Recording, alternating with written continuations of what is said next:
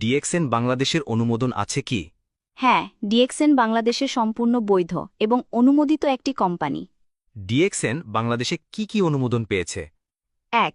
Joint stock company, registration number C50101, মানে বাংলাদেশ সরকারের officially company হিসেবে নিবন্ধিত।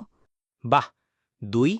BSTI, Bangladesh standards and testing institution, মানে ডিএক্সএনএ প্রোডাক্টগুলো সরকারের মান নিয়ন্ত্রক সংস্থা থেকে অনুমোদিত।